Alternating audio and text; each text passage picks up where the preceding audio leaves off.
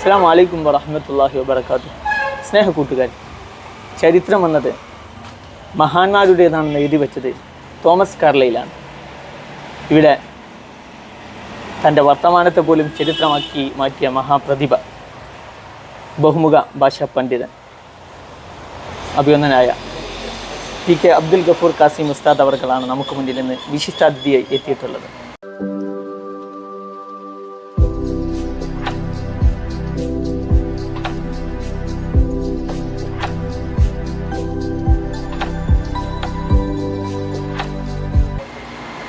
Gafoor sir, okay.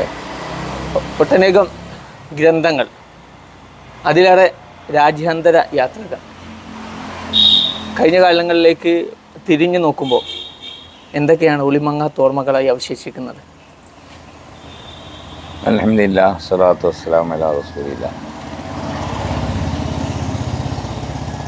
പിന്നോട്ട് തിരിഞ്ഞു നോക്കുമ്പോൾ ഒരുപാട് നല്ല ഓർമ്മകളാണ് മനസ്സിൽ തെളിഞ്ഞു വരുന്നത്.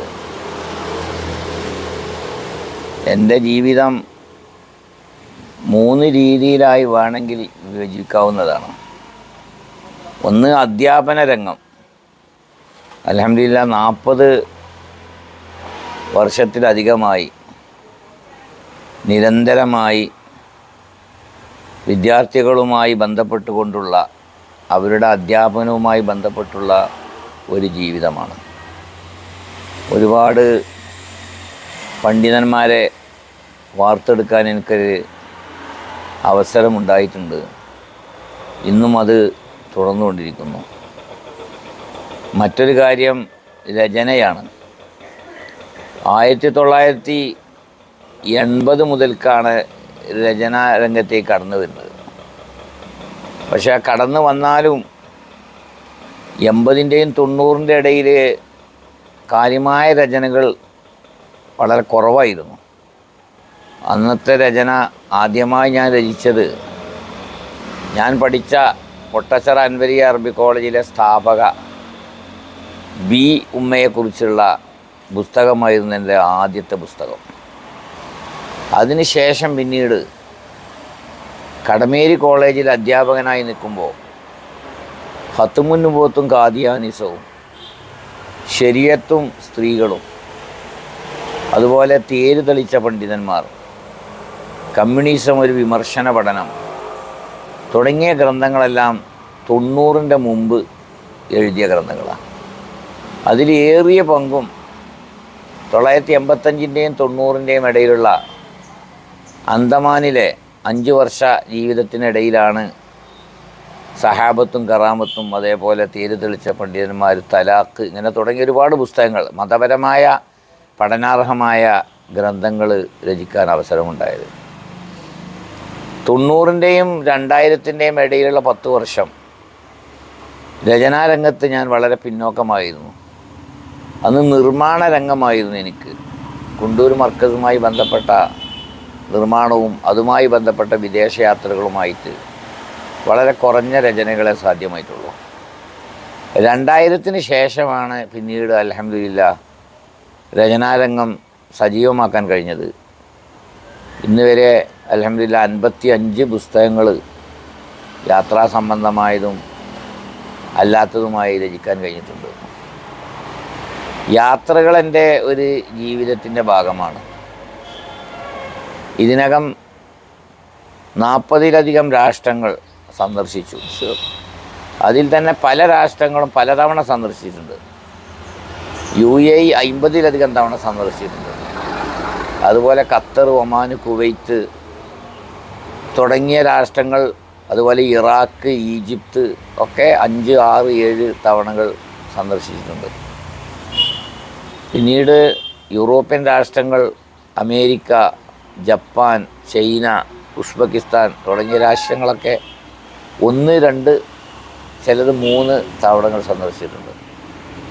അതിൽ എൻ്റെ 55 പുസ്തകങ്ങളിൽ 30ഓളം പുസ്തകങ്ങൾ ഈ യാത്ര സംബന്ധമായുള്ളതാണ്. അതിലിപ്പോൾ അവസാനമായി ഓരോന്നിനും പുസ്തകങ്ങളുണ്ട്. 30 രാഷ്ട്രങ്ങൾ സന്ദർശിച്ചതിൻ്റെ സഞ്ചാരം 30 രാഷ്ട്രങ്ങളിൽ എന്ന് പറഞ്ഞ ഒരു 800-ലധികം പേജുള്ളൊരു പുസ്തകം ട്രെൻഡ് ഈയിടെ പ്രസിദ്ധീകരിച്ചിട്ടുണ്ട്. ഇങ്ങനെയാണ് എൻ്റെ രചനാ രംഗം. പിന്നെ നേരത്തെ പറഞ്ഞല്ലോ കുണ്ടൂർ മർക്കസ്, ശരിക്ക് കുണ്ടൂർ മർക്കസിൻ്റെ ബാനിയാണെന്ന് തന്നെ പറയാമല്ലോ. എന്തൊക്കെയാണ് അതിൻ്റെ പ്രവർത്തനങ്ങൾ? കുണ്ടൂർ മർക്കസ് യഥാർത്ഥത്തിൽ അന്തമാനിലെ വിദ്യാർത്ഥികൾക്ക് ഒരു കേന്ദ്രമായും കൊണ്ടാണ് അതിൻ്റെ തുടക്കത്തിൽ അതിൻ്റെ നിർമ്മാണം. ഇവിടെ 90 വരെ 1985 മുതൽ 90 വരെയുള്ള കാലഘട്ടം ഞാൻ അന്തമാനിലാണെന്ന് പറഞ്ഞല്ലോ. ഈ അന്തമാനിൽ 5 വർഷം പഠിച്ച കുട്ടികളുമായി നാട്ടിലേക്ക് വരികയും അവിടെ ഒരു സ്ഥാപനം ആരംഭിക്കുകയും ചെയ്യുക എന്നതായിരുന്നു ലക്ഷ്യം. അങ്ങനെ ഇവിടുന്ന് പോകാൻ സമയത്താണ് കുണ്ടൂർ സ്വദേശികൾ ഞാനുമായി ബന്ധപ്പെടുന്നത്. അവർക്കവിടെ സ്ഥാപനം തുടങ്ങണമെന്നുണ്ട്. എന്ന് അങ്ങനെയുള്ളൊരു നിശ്ചയമൊന്നുമില്ല, സ്ഥാപനം വേണം. അപ്പോഴാണ് നമ്മളെ കയ്യിൽ അന്തമാൻകാരായ 10-20ഓളം കുട്ടികളുണ്ട്. ഈ കുട്ടികളെ കൊണ്ട് അറബി കോളേജായിട്ടാണ് കുണ്ടൂർ മർക്കസ് ആദ്യമായി ആരംഭിച്ചത്. 20 കുട്ടികളും അവരുണ്ട്, ഒരു 10 കുട്ടികൾ നാട്ടിൽ നിന്നുള്ളവരുണ്ട്. അങ്ങനെ 29, ഇവിടുന്ന് 18 കുട്ടികളായിരുന്നു. മൊത്തം 28 കുട്ടികളാണ് അതിൻ്റെ തുടക്കത്തിൽ. അതൊരു ചെറിയ വീട്ടിൽ വെച്ചായിരുന്നു. അതിപ്പോൾ നമ്മൾ അന്തമാനിലെ വിദ്യാർത്ഥികൾക്ക് അതറിയുള്ളൂ. അവരാണ് ആ വീട്ടിൽ താമസിച്ചത്. അവരൊരു വർഷക്കാലം ഒരു ചെറിയ കൊച്ചു വീട്ടിലായിരുന്നു. ഞാനും അവരും എൻ്റെ ഒരു സഹപ്രവർത്തകരും എല്ലാവരും കൂടി ഒരു വളരെ വിഷമകരമായൊരവസ്ഥയായിരുന്നു. അങ്ങനെയാണ് പിന്നെ ഓരോ സ്ഥാപനങ്ങളും ആരംഭിച്ച് ഇന്നിപ്പോൾ സ്ഥാപനം അന്ന് 30 കുട്ടികളെ കൊണ്ട് തുടങ്ങിയതാണെങ്കിൽ ഇന്ന് 3000 കുട്ടികൾ ഉൾക്കൊള്ളുന്ന സ്ഥാപനം. അറബി കോളേജ് 150 വിദ്യാർത്ഥികളുണ്ട്. അതേപോലെ യത്തീംഖാന, ഹിഫ്ളുൽ ഖുർആൻ കോളേജ്, പിന്നെ LKG മുതൽ +2 വരെയുള്ള സ്ഥാപനങ്ങൾ, അതിൽ നിന്ന് 2000ഓളം വിദ്യാർത്ഥികളുണ്ട്. പിന്നെ ഡിഗ്രി PG അതുമുണ്ട്. അതിന് പല ഫാക്കൽറ്റികളുണ്ട്. എല്ലാം കൂടി ഇന്ന് 3000-ലധികം വിദ്യാർത്ഥികൾ പഠിക്കുന്ന ഒരു വലിയ സ്ഥാപന സമുച്ചയമായി അത് മാറിയിരിക്കുകയാണ്. അതിൻ്റെ തുടക്കം നമ്മൾ അന്തമാനിലെ ഈ വിദ്യാർത്ഥികളെ കൊണ്ടായിരുന്നു. അവർ ഇവിടെ എൻ്റെ അടുത്തുനിന്ന് 5 വർഷവും കുണ്ടൂരിൽ 3 വർഷവും പഠിച്ച് പിന്നെ കുറേ ആളുകൾ പട്ടിക്കാട് പോയി. അധികം ആളുകളും പട്ടിക്കാടാണ് പരിചയമാരായി. ചിലർ ദൈവബന്ധ് പോയി, ചിലർ ലക്നോ പോയി. ഇങ്ങനെ വിവിധ ചിലർ ഹൈദരാബാദ് പോയി. അങ്ങനെ വിവിധ ബിരുദധാരികളായി അവർ തിരിച്ചെത്തി. അവരിന്ന് ഇവിടെ വ്യത്യസ്തമായ ദീനീ സേവനങ്ങൾ നടത്തിക്കൊണ്ടിരിക്കുകയാണ്. മാഷാഅല്ലാ. ഞാനിവിടെ വന്നപ്പോൾ നമ്മളിപ്പോൾ സംസാരിക്കുന്ന അണ്ടമാൻ്റെ മണ്ണിൽ നിന്നാണല്ലോ. അപ്പോൾ ഇവിടെ വന്നപ്പോൾ തലമുതിർന്ന ഒട്ടുമിക്ക ഉസ്താദുമാരും എവിടെ പഠിച്ചാന്ന് ചോദിക്കുമ്പോൾ ഒരേ ഒരു നാമം, ഗഫൂർ ഉസ്താദ് എന്ന് പറയും. സത്യത്തിൽ അങ്ങയുടെ ഒരു വരവ് ഒരു ടേണിംഗ് പോയിന്റ് ആണെന്ന് മനസ്സിലാക്കുകയാണ്. ചരിത്രത്തെ തന്നെ മാറ്റിമറിച്ച ഒരു വരവ്. എന്തായിരുന്നു അന്തമാനിലേക്ക് വരാനുള്ള ഒരു സാഹചര്യം എന്ന് പറയുന്നത്? അന്തമാനിലേക്ക് വരാനുള്ള സാഹചര്യം ഇവിടെ 984 സമസ്ത മുബല്ലിഗായി മെയ്തീൻകുട്ടി മുസ്ലിയാരെ പറഞ്ഞയച്ചത്. അത് അടഞ്ഞു കിടന്നിരുന്ന കോളേജ് പുനഃപ്രവർത്തിപ്പിക്കുക എന്നതായിരുന്നു ലക്ഷ്യം. അങ്ങനെ അദ്ദേഹം വന്നു. പല ആളുകളുമായി ബന്ധപ്പെട്ട് ഒരു 4-5 മാസക്കാലത്തെ ശ്രമഫലമായി ഒരു 10-20 കുട്ടികൾ പഠിക്കാൻ തയ്യാറാണെന്ന് വന്നപ്പോൾ അദ്ദേഹം നാട്ടിൽ പൊട്ടച്ചിറ അൻവരിയ അറബി കോളേജിൽ വന്നുകൊണ്ട് ഞങ്ങൾക്കത് അധ്യാപകനെ വേണമെന്ന് ആവശ്യപ്പെട്ടു. അങ്ങനെ ആലത്തൂർ സ്വദേശിയായ CH ബഷീർ ഫൈസി ഇവിടെ വന്നു. അദ്ദേഹം ഈ സ്ഥാപനം ഒരു 6 മാസക്കാലം, ഒരു പെരുന്നാളിൻ്റെ ശേഷം തുടങ്ങി റമദാൻ വരെ നടത്തി. അവർ ആ വർഷം കഴിഞ്ഞ് അദ്ദേഹം എൻ്റെ അടുത്ത് വന്നു. അതിൻ്റെ ശിഷ്യനാണ് ഈ ബഷീർ ഫൈസി എറണാകുളം. എൻ്റെ ശിഷ്യനാണ്, പൊട്ടച്ചേർന്ന് പഠിച്ച ആളാണ്. അപ്പോൾ അദ്ദേഹത്തിനോട് ഒരു രാത്രി ഫുള്ളായിട്ട് സംസാരിച്ചത് അന്തമാനെ കുറിച്ചാണ്. വന്നിട്ട് പറഞ്ഞു, നിങ്ങൾ അങ്ങോട്ട് വരണം. അങ്ങനെ ഈ യഥാർത്ഥത്തിൽ ഇവിടെ ആരെയും എനിക്ക് യാതൊരു ബന്ധവുമില്ല. ഇവർ ആ രീതിയിലൊന്നും ബന്ധപ്പെട്ടിട്ടില്ല. ഇവിടെ വന്നതിന് ശേഷമാണ് എല്ലാവരുമായുള്ള ബന്ധം. ഈ ബഷീർ ഫൈസിയുടെ ശക്തമായ നിർബന്ധം. അപ്പം ഞാൻ അപ്പോഴേ പറഞ്ഞു, ബഷീർ ഫൈസി ഞാൻ വന്നാൽ പിന്നെ ഞാനായിരിക്കുമല്ലോ പ്രിൻസിപ്പാൾ, നിങ്ങളിപ്പോൾ പ്രിൻസിപ്പാളാണല്ലോ, അതൊന്നും എനിക്ക് വേണ്ടതില്ല, എനിക്ക് സ്ഥാപനം നടന്നാൽ മതി എന്നും പറഞ്ഞുകൊണ്ടാണ് നമ്മൾ ആരംഭിച്ചത്. അങ്ങനെ ഞങ്ങൾ അധിക കാലം ഒന്നിച്ചുണ്ടായിട്ടില്ല. അതായത് മൂപ്പര് വന്ന ആ ഒരു കൊല്ലം തന്നെ പൂർണ്ണമായിട്ട് ഞാൻ ഉണ്ടായിട്ടില്ല. അതിൻ്റെ ഇടയിൽ എൻ്റെ ഒരു ഹജ്ജ് യാത്ര ഉണ്ടായിരുന്നു 1986. ഞാൻ ഹജ്ജ് യാത്രക്ക് പോയപ്പോൾ അതിന് എൻ്റെ ഒരു പകരക്കാരനായിട്ട് വെച്ച ആളാണ് സുലൈമാൻ ഫൈസി, നിലവിലുള്ള അന്തമാൻ. അങ്ങനെ തിരിച്ചു വന്നപ്പോൾ ബഷീർ ഫൈസി പിന്നെ ഇവിടുന്ന് ഒഴിവായി. അപ്പോൾ ഒഴിവായപ്പോൾ പിന്നെ സുലൈമാൻ ഫൈസി അവിടെ പെർമനൻ്റ് ആക്കി. അങ്ങനെ ഞാനും സുലൈമാൻ ഫൈസിയും കൂടി ഒരു മൂന്ന് വർഷക്കാലം ഒന്നിച്ച് ഉണ്ടായിട്ടുണ്ട്.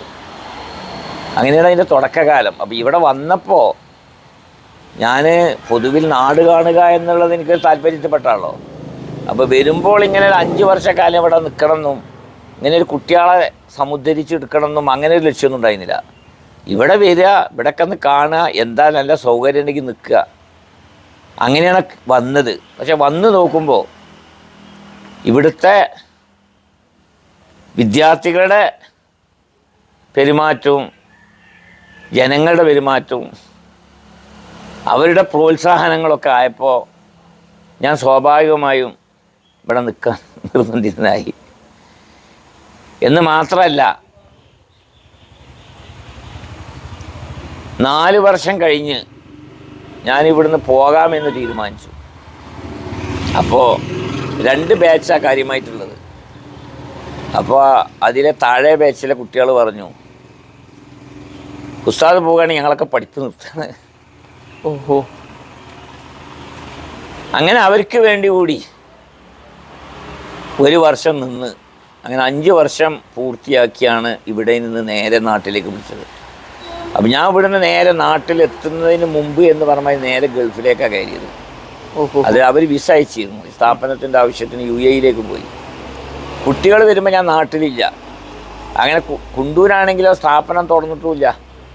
അങ്ങനെ അവരെ വളവന്നൂർ യത്തീംഖാനയിൽ അവിടെ ഒരു അറബി കോളേജ് ഉണ്ടായിരുന്നു, ബാഫയ്ക്ക്. അവിടെയാണ് നമ്മളെ കുട്ടികളൊരു 1.5 മാസക്കാലം പഠിച്ചത്.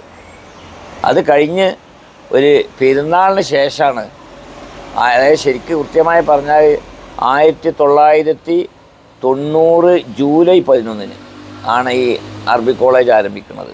അതോടുകൂടെ പിന്നെ അവിടെ ക്ലച്ച് പിടിച്ചു.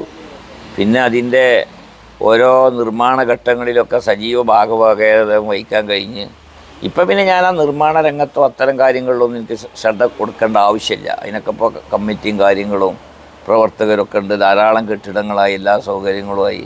ആ രീതിയിൽ കണ്ടില്ല അങ്ങനെ നീങ്ങിപ്പോയിക്കൊണ്ടിരിക്കുന്നു. എങ്ങനെയാണ്, എവിടെയായിരുന്നു ജനനം, കുടുംബം, പശ്ചാത്തലം? കുടുംബ പശ്ചാത്തലം എന്ന് പറഞ്ഞാൽ മലപ്പുറം മുനിസിപ്പാലിറ്റിയിലെ മേൽമുറിയിലാണ് എൻ്റെ ജനനം. മേൽമുറി ആലത്തൂർ പടിയിൽ. അവിടെ പ്രസിദ്ധ ഒരു പണ്ഡിത തറവാടായ കാടേരി മുഹമ്മദ് അബുൽ കമാൽ മുസ്ലിയാർ എന്ന് പറയും, സമസ്തയുടെയൊക്കെ സമുന്നത നേതാവായിരുന്നു. അവിടെയാണ് ജനനം. അവരുടെ കാടേരി മുഹമ്മദ് അബുൽ കമാൽ മുസ്ലിയുടെ മൂത്ത പുത്രിയുടെ 2ാമത്തെ പുത്രനായിരുന്നു. പിതാവിൻ്റെ ഒറിജിനൽ നാട് വളാഞ്ചേരിക്കടുത്ത് ഇരുമ്പിളി എന്ന് പറഞ്ഞ സ്ഥലമാണ്. പിതാവ് നാട്ടിൽ വന്ന് താമസമാക്കിയതാണ്. അപ്പോൾ നമ്മുടെ ഒറിജിനൽ നാട് ഇരുമ്പിളിയമാണെങ്കിൽ നമുക്കതൊന്നും അറിയില്ല. അവിടെ കുടുംബങ്ങളൊക്കെ ഉണ്ട്, ബന്ധങ്ങളൊക്കെ ഉണ്ട്. നമ്മൾ ജനിച്ചതും വളർന്നതും എല്ലാം മേൽമുറിയിൽ തന്നെയാണ്. മേൽമുറി കോണാമ്പാറ മഹലിലാണ് ഇപ്പോൾ ഇന്ന് ജീവിച്ചുകൊണ്ടിരിക്കുന്നത്. പഠനം, പിന്നെ പ്രാഥമിക പഠനം നാട്ടിൽ തന്നെ? പ്രാഥമിക പഠനം നാട്ടിൽ തന്നെ. നാട്ടിൽ നിന്ന് പ്രാഥമിക പഠനം കഴിഞ്ഞ് പിന്നെ സാധാരണ പോലെ കുറച്ച് സ്ഥലങ്ങളിൽ പള്ളി ദർസുകളിൽ പഠിച്ചു. ഊരകം, അതുപോലെ കരുളായി, വൈലത്തൂർ, രാമന്തളി തുടങ്ങിയ സ്ഥലങ്ങളിലൊക്കെ ഞാൻ പഠിച്ചിട്ടുണ്ട്. അത് കഴിഞ്ഞതിന് ശേഷം പിന്നീട് 6 വർഷക്കാലത്തെ പഠനം കോളേജിലായിരുന്നു. അതിൽ 3 വർഷം പൊട്ടച്ചിറ അൻവരിയ അറബി കോളേജിൽ. അൻവരിയ അറബി കോളേജിൽ നിന്ന് മുത്തവ്വൽ 1 വർഷം എഴുതി. അത് പട്ടിക്കാടിൻ്റെ ജൂനിയർ കോളേജാണ് അന്ന് തന്നെ. അങ്ങനെ 1 കൊല്ലം കൂടിയും പട്ടിക്കാട് പഠിക്കുന്നതിന് പകരം ഞാൻ നേരെ ദൈവബന്ദിൽ പോയി. ദൈവബന്ദിൽ പോയി അവിടെ നിന്ന് ദൗറത്തുൽ ഹദീസിൽ 1 വർഷവും തെക്കിമില അദബിൽ 1 വർഷവും പൂർത്തിയാക്കി. പിന്നെ 3ാമത്തെ വർഷം തഹസ്സുസ് ഫിൽ അദബിൽ അറബിയിൽ ചേർന്നെങ്കിലും അത് ഞാൻ പൂർത്തിയാക്കാൻ നിന്നില്ല. കാരണം അപ്പോഴേക്കും അവിടെ പല കുഴപ്പങ്ങളും കാര്യങ്ങളൊക്കെ ആയി. അങ്ങനെ നേരെ പൊട്ടച്ചിറയിലെ ഒരു അധ്യാപകനായിക്കൊണ്ടാണ് ഞാൻ അവിടെ തിരിച്ചെത്തുന്നത്. 1980-ലാണത്. അങ്ങനെ 80, 81, 82 കാലങ്ങളിൽ പൊട്ടച്ചിറയും 83, 84 കാലങ്ങളിൽ കടമേരി റഹ്മാനിയയിലും 85 മുതൽ 90 വരെ അന്തമാനിലും 90 മുതൽ ഇന്ന് 2025 വരെ കുണ്ടൂരും. അങ്ങനെയാണ് എൻ്റെ ജീവിതം ഡിവൈഡായിരിക്കുന്നത്. ആരൊക്കെയായിരുന്നു ഉസ്താദുമാര്? ഉസ്താദുമാർ ആരൊക്കെയായിരുന്നു? എൻ്റെ പ്രധാന ഉസ്താദുമാർ ഒന്ന് ഒക്കെ മർഹൂമീങ്ങളായിട്ടുണ്ട്. ഒന്ന് കുമരമ്പത്തൂർ അബ്ദുറഹ്മാൻ മുസ്ലിയാർ, പിന്നെ KC ജമാലുദ്ദീൻ മുസ്ലിയാർ. ഇന്നും ജീവിച്ചിരിക്കുന്ന ഒരു ഉസ്താദാണ് KP മുഹമ്മദ് ഫൈലി കൊമ്പം, പാലക്കാട് ഹസനിയ കോളേജിലെ പ്രിൻസിപ്പാളായ അദ്ദേഹത്തിൻ്റെ ഒരു കാര്യമായ ഉസ്താദാണ്. പ്രാഥമികമായ ഉസ്താദ് എൻ്റെ ഉപ്പ തന്നെയാണ്, രാമന്തളിയിൽ വെച്ചുകൊണ്ടാണ്. പിന്നെ എൻ്റെ ഒരു എളാപ്പയും മൊയ്തീൻ മുസ്ലിയാർ. അങ്ങനെ ഉസ്താദന്മാരെ പരമ്പര ഒരുപാടുണ്ട്. പിന്നെ ദൈവബന്ധിൽ ഒരുപാട് ഉസ്താദന്മാരുണ്ട്. അവരെല്ലാം ഇപ്പം അടുത്ത കാലത്തെ എല്ലാവരും മരണപ്പെട്ടു. എൻ്റെ ഒരു പ്രധാന ഉസ്താദായിരുന്നു കമറുദ്ദീൻ മൗലാന, അതുപോലെ മൗലാന സയ്യിദ് അഹമ്മദ് പാലമ്പൂരി, അൻവർ ഷാ കാശ്മീരി തുടങ്ങിയ ഒരുപാട് പണ്ഡിതന്മാരുണ്ട്. നസീർ അഹമ്മദ് ഖാൻ സാഹിബ്, അവരായിട്ടൊക്കെ വളരെ അടുത്ത ബന്ധങ്ങളുമായിരുന്നു. ഇന്നിപ്പം ഞാൻ ഇതിൽ കാര്യമായ ആരും ജീവിച്ചിരിക്കുന്നില്ല. തിരിഞ്ഞു നോക്കുമ്പോൾ കഴിഞ്ഞ പോലെ കാലങ്ങൾ എന്നൊക്കെ പറയുന്നത് പുഷ്കലമാണെന്നൊക്കെ പറയാൻ കഴിയും. പക്ഷേ എങ്കിൽ പോലും മതവിദ്യ സമന്വയത്തെക്കുറിച്ച് ആളുകൾ ചിന്തിച്ച് തുടങ്ങും മുമ്പേ ആ ഒരു വിഷയത്തിലേക്ക് ചിന്തിക്കാനും അങ്ങനെ സമീപിക്കാനൊക്കെ പ്രേരിപ്പിച്ച ഘടകം എന്തായിരിക്കും? അത് ചെറുപ്പം മുതൽ തന്നെ ഒരു പുരോഗമന ചിന്ത ഉണ്ട്. അപ്പോൾ ഞാൻ ദർസിൽ പഠിക്കുമ്പോൾ തന്നെ ഉറുദു കുറേയൊക്കെ ശ്രദ്ധിച്ചിരുന്നു. എൻ്റെ ഉറുദുവിലെ എൻ്റെ പ്രഥമ ഉസ്താദ് കുമരമ്പത്തൂർ അബ്ദുറഹ്മാൻ മുസ്ലിയാരാണ്. മാനവറുകളുടെ അടുത്താണ് ഞാൻ ഉറുദുവിലെ പ്രാഥമിക പഠനം. പിന്നീട് പൊട്ടച്ചിറ അൻവരി അറബി കോളേജിൽ ചെന്നപ്പോൾ അന്ന് അവിടെ ഉറുദു ഇംഗ്ലീഷ് പഠനങ്ങളുണ്ട്. പിന്നീട് ദൈവബന്ധിൽ പോയപ്പോൾ ഉറുദു അത്യാവശ്യം സംസാരിക്കാനും ഒക്കെയുള്ള കഴിവുകളായി.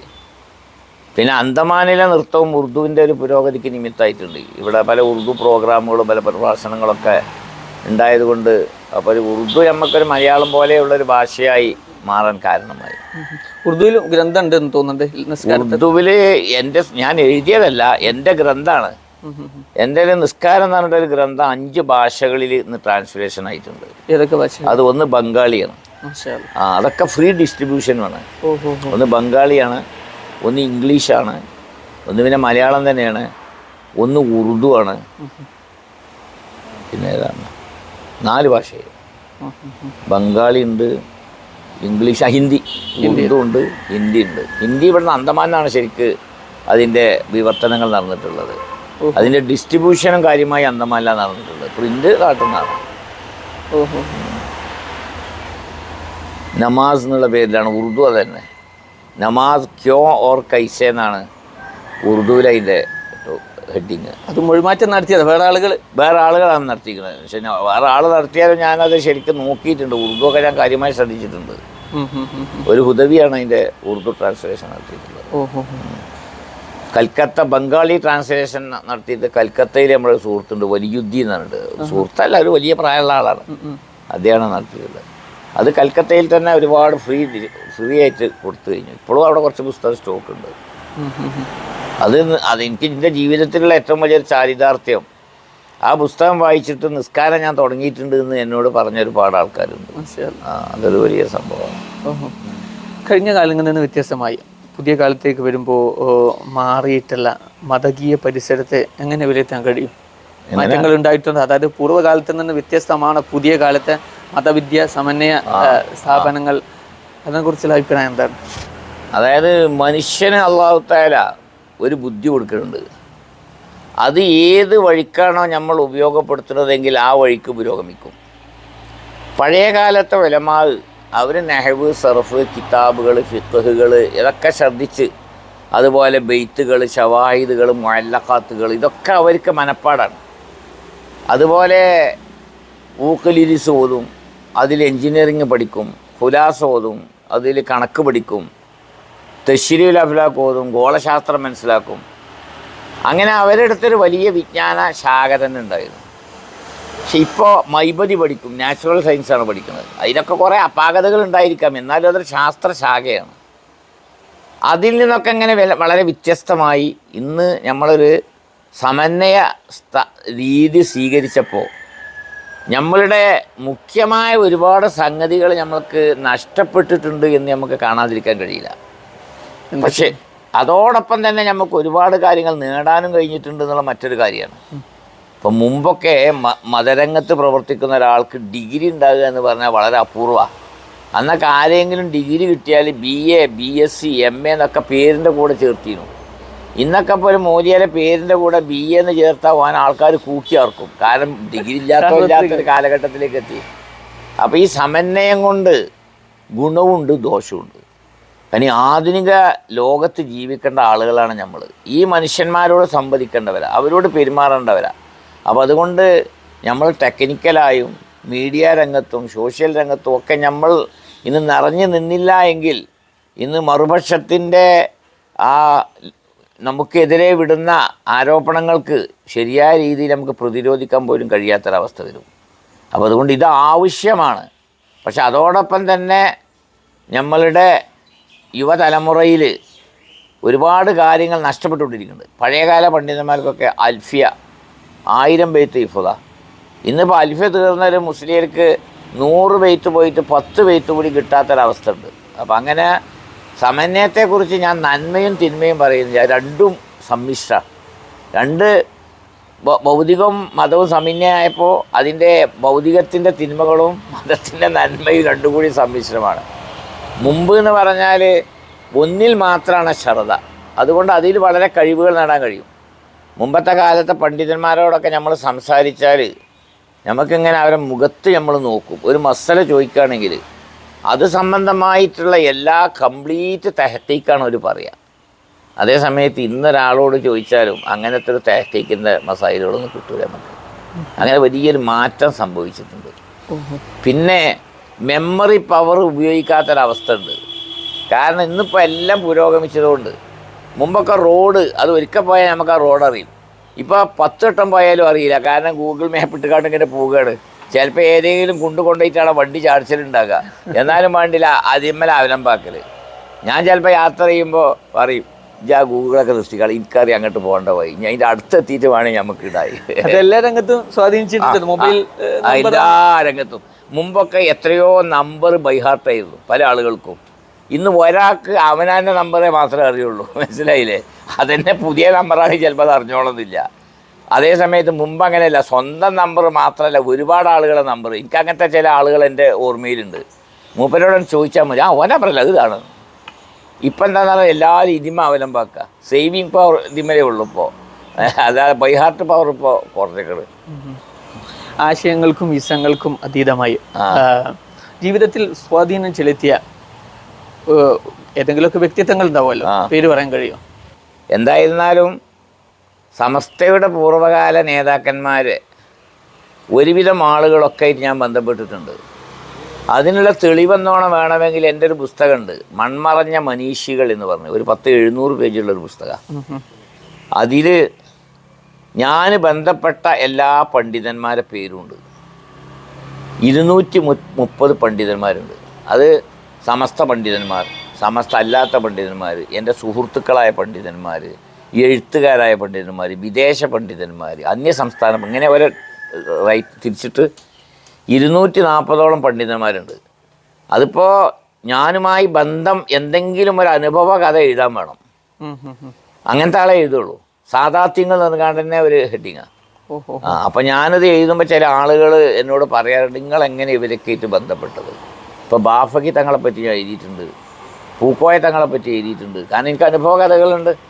പണ്ഡിറ്റ് ഉസ്താദിനെ പറ്റിയൊക്കെ ഞാൻ വളരെ ദീർഘമായി എഴുതിയിട്ടുണ്ട്. കാരണം അങ്ങനത്തെ അനുഭവങ്ങളുണ്ട്. അപ്പം അങ്ങനെ എത്രയാണോ ബന്ധപ്പെട്ട അതിനനുസരിച്ച്. ഇപ്പോൾ നമ്മൾ അന്തമാനിൽ തന്നെ അതിൽ 2-3 ആളുകൾ എഴുതിയിട്ടുണ്ടായിരുന്നു. ഒന്ന് അന്തമാനിൽ ബിംബർലേഞ്ചിലുള്ള ഒരു അംസാജി ഉണ്ടായിരുന്നു, അദ്ദേഹത്തെ എഴുതിയിട്ടുണ്ട്. അബ്ദുള്ള കുട്ടി സാഹിബിനെ എഴുതിയിട്ടുണ്ട്. അതേപോലെ തന്നെ മുഹമ്മദ് മുസ്ലിയാർ എന്ന് കണ്ട് ഇവിടെ ഒരു വലിയൊരു പണ്ഡിതൻ ഉണ്ടായിരുന്നു. 985-86 56 മരിച്ചത്.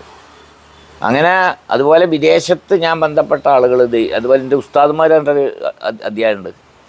ആ ഉസ്താദ്മാരുടെ കൂട്ടത്തിൽ തന്നെ പഠിപ്പിച്ചവരോടൊക്കെ ഉണ്ട്. അപ്പോൾ ഇതിലൊക്കെ അനുഭവങ്ങൾ. അപ്പോൾ അനുഭവമുള്ള അതുപോലെ കുടുംബ പണ്ഡിതന്മാർ, എൻ്റെ കുടുംബത്തിൽ ഒരുപാട് പണ്ഡിതന്മാരുണ്ട്. അപ്പോൾ പിന്നെ ഒരു പണ്ഡിത കുടുംബമാണ്. ആ നിലക്ക് പിന്നെ ആരെ സ്വാധീനിച്ചു എന്ന് ഒറ്റവാക്കിൽ പറയണ ചെയ്ത് എല്ലാവരുടെയും സ്വാധീനങ്ങൾ നമ്മളിലുണ്ട്.